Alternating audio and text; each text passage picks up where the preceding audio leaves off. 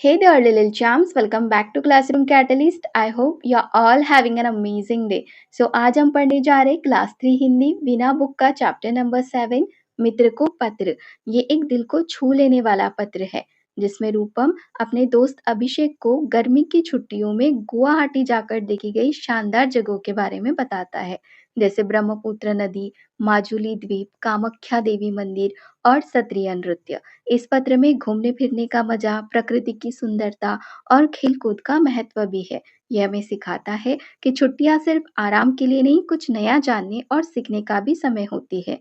तो वीडियो को एंड तक जरूर देखिए, आप समझ जाएंगे कि एक अच्छा पत्र कैसे लिखा जाता है और इसमें कितनी सारी बातें छुपी होती है। और हाँ, क्लास 3 हिंदी बिना बुक के कुछ चैप्टर्स और पोम्स के explanation videos, question answer videos, इनकी लिंक आपको डिस्क्रिप्शन में मिल जाएगी या फिर आप प्लेलिस्ट चेक कर सकते हैं। क्लास 3 हिंदी बिना नाम से प्लेलिस्ट बनिए। तो चलिए अब शुरू करते हैं मित्र को पत्र। तो यहाँ पर देखिए आप, ये पत्र किसे लिखा गया है? प्रिय मित्र अभिषेक, तो अभिषेक को लिखा गया है। और पत्र लिखा किसने है? देखिए, जिसे लिखते हैं उसका नाम ऊपर और जो लिखता है उसका नाम कहाँ होता है? नीचे। तुम्हारा मित्र रूपम। तो ये पत्र किसने लिखा हुआ है? रूपम ने लिखा है। किसे लिखा है? अभिषेक को लिखा है। फिर देखिए नेक्स्ट लाइन में क्या लिखा उसने? नमस्ते। यहाँ पर ग्रीट कर रहा है वो। और फिर आगे कहता है, आशा है कि तुम और परिवार में सभी सकुशल होंगे और गर्मी की छुट्टियों का आनंद ले रहे होंगे। क्या कहता है रूपम अभिषेक से? आशा है कि तुम और तुम्हारे परिवार में सभी अच्छे होंगे और गर्मी की छुट्टियां मतलब समर वैकेशन, सो गर्मी की छुट्टियों का आनंद ले रहे होंगे। फिर आगे देखिए क्या कह रहा है रूपम? मैं अपनी छुट्टियां मनाने अपने नाना नानी के घर गुवाहाटी आया हुआ हूँ। गुवाहाटी भारत के पूर्वोत्तर प्रदेशों का प्रवेश द्वार है। ये एक बहुत सुंदर और विशाल महानगर है जो ब्रह्मपुत्र नदी के तट पर स्थित है। क्या बताया रूपम ने? कि वो अपनी गर्मी की छुट्टियां मनाने अपने नाना नानी के घर गुवाहाटी आया हुआ है। और गुवाहाटी कहाँ है? भारत के पूर्वोत्तर प्रदेशों का प्रवेश द्वार है।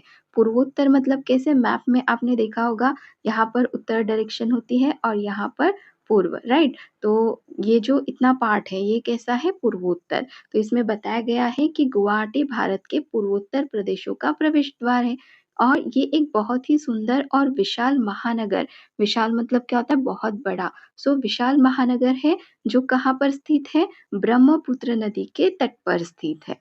फिर आगे रूपम कहता है, तुम्हें यह जानकर आश्चर्य होगा कि ब्रह्मपुत्र इतनी विशाल नदी है कि इसमें माजुली नाम का एक बहुत बड़ा द्वीप भी है। अब द्वीप क्या होता है पहले उसे समझिए। द्वीप क्या होता है ना?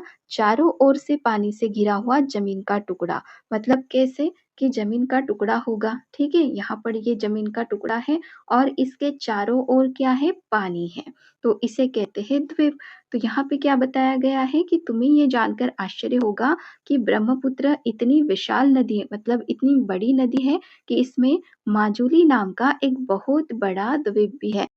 और ये द्वीप भी कोई छोटा द्वीप नहीं, ये भी बहुत बड़ा द्वीप है। तो ये ब्रह्मपुत्र नदी भी काफी बड़ी है। ये नदी में स्थित भारत का सबसे बड़ा द्वीप है। आपको ध्यान में रखना है कि ये माजुली द्वीप नदी में स्थित भारत का सबसे बड़ा द्वीप है। माजुली में असम के विश्व प्रसिद्ध वैष्णव मठ सत्र में हमने सत्रिय नृत्य देखा। ये भारत के शास्त्रीय नृत्यों में से एक है। अब यहाँ पर देखिए, वैष्णव मठ, वैष्णव मठ क्या है? धार्मिक स्थल है जहाँ भजन, पूजा और नृत्य ये सब कुछ होता है। सत्रिय नृत्य क्या होता है? असम का एक शास्त्रीय नृत्य है।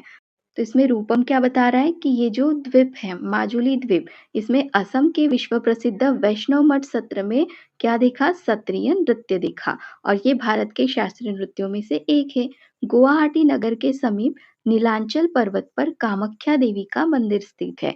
फिर गुवाहाटी नगर के समीप मतलब पास ही क्या है? नीलांचल पर्वत। और नीलांचल पर्वत पर कामाख्या देवी का मंदिर स्थित है। ये काफी फेमस है। यहाँ पूरे भारत से श्रद्धालु दर्शन करने के लिए आते हैं। अब देखिए, कामाख्या देवी मंदिर गुवाहाटी का प्रसिद्ध मंदिर है। श्रद्धालु क्या होता है? श्रद्धालु मतलब भक्त जो पूजा करने आते हैं। तो यहाँ पर पूरे भारत से श्रद्धालु दर्शन करने के लिए आते हैं। फिर आगे देखिए, आप देख पा रहे पिक्चर में, ये कामाख्या देवी मंदिर है, ठीक है? ये वाला। फिर आगे क्या बताया है? हम लोग पिछले गुरुवार को वहाँ दर्शन करने गए थे। हम उमानंद मंदिर भी गए थे। तो यहाँ पर रूपम बता रहा है कि हम लोग पिछले गुरुवार को कामाख्या देवी मंदिर गए थे दर्शन करने के लिए और फिर हम उमानंद मंदिर भी गए थे। और उमानंद मंदिर में जाने के लिए देखिए पहुँचने के लिए नाव से जाना पड़ता है और थोड़ा पैदल भी चलना पड़ता है। पैदल चलते हुए नानी ने मुझे बताया कि स्वस्थ रहने के लिए खेलना बहुत आवश्यक है, क्योंकि पैदल चलकर जा रहे थे ना, तो यहाँ पर वो क्या कर रहे थे, मेहनत कर रहे थे, चलकर जा रहे थे। तो चलते हुए नानी ने क्या बताया रूपम को कि स्वस्थ रहने के लिए मतलब अच्छा रहने के लिए, निरोगी रहने के लिए खेलना बहुत आवश्यक है। उन्होंने कहा कि स्वस्थ तन में ही स्वस्थ मन रहता है। अब स्वस्थ तन में ही स्वस्थ मन रहता है मतलब अगर शरीर ठीक रहेगा हमारा, तो मन भी अच्छा रहेगा। इसलिए पढ़ाई के साथ-साथ खेल-कूद भी बहुत आवश्यक है। मैंने नानी को तुरंत बताया कि मैं तो अपने मित्रों के साथ बहुत सारे खेल खेलता हूँ, आप भी खेलते होंगे, है ना? तो जैसे पढ़ाई इम्पोर्टेंट है ना, वैसे खेल-कूद भी बहुत ज़्यादा इम्पोर्टेंट है हमारे शरीर के लिए। तो फिर रूपम अपनी नानी को बताता है कि मैं भी अपने मित्रों के साथ बहुत सारे खेल खेलता हूँ। हम लोग कितने आनंद से खो-खो, पिट्ठू, क्रिकेट और फुटबॉल खेलते हैं। खेल की बात सोचते ही मुझे तुम्हारी याद आने लगी। जैसे ही खेल की बात सोचने लगा, मुझे तुम्हारी याद आई। तुम्हारी मतलब किसकी? पत्र किसे लिखा जा रहा है? अभिषेक, ठीक है?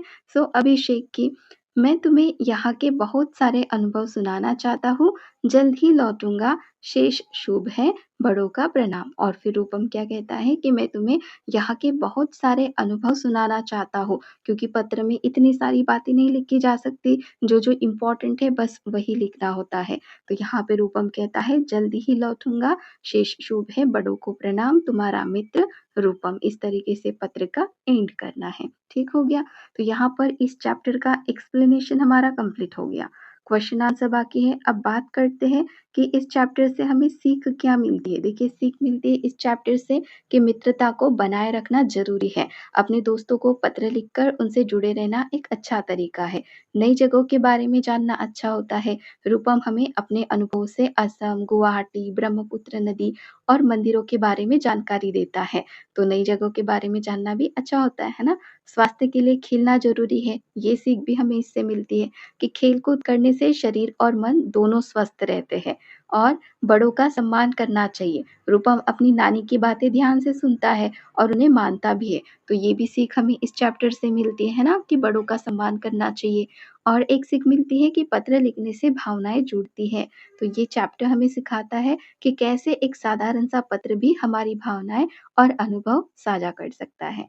तो यहाँ पर इस चैप्टर का एक्सप्लेनेशन हमने कंप्लीट कर लिया। अब इसके क्वेश्चन आंसर्स बचे हैं, ये नेक्स्ट वीडियो में डेफिनेटली कवर हो जाएँगे।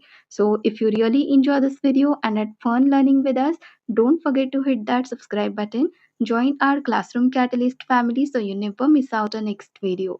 And give this video a thumbs up if you really like it. Share it with your friend and share your thought in the comment below. We would love to hear from you. Thank you so much.